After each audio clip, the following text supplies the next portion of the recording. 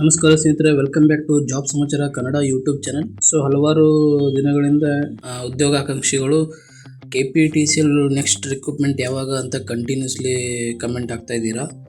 So ಅದ್ರ ಬಗ್ಗೆ ಈ ವಿಡಿಯೋದಲ್ಲಿ ತಿಳಿಸ್ತೀನಿ. ಲಾಸ್ಟ್ ನೋಟಿಫಿಕೇಶನ್ KPTCL ಬಂದುಬಿಟ್ಟು 2022 ಅದರ ಅಪಾಯಿಂಟ್ಮೆಂಟ್ ಬಂದುಬಿಟ್ಟು 2024ರಿಂದ ಕೊಡ್ತಾ ಬಂದಿದ್ದಾರೆ.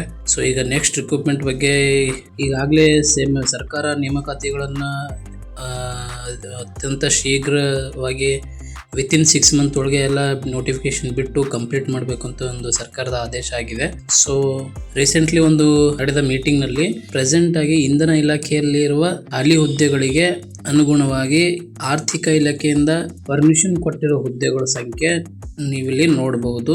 More than 5600 ಹುದ್ದೆಗಳಾಗಿರುತ್ತೆ.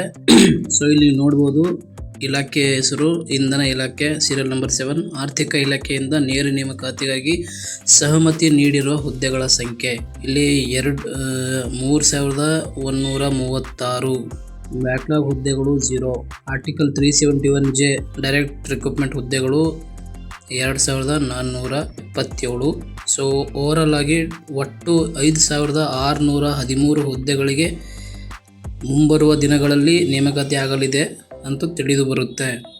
ಬಟ್ ಇದರಲ್ಲಿ ಯಾವ್ಯಾವ ಹುದ್ದೆಗಳು ಬಿಡ್ತಾರೆ ಅಂತ ಕನ್ಫರ್ಮ್ ಇಲ್ಲ, ಇನ್ನು ಮುಂದಿನ ಅಪ್ಡೇಟ್ಗಾಗಿ.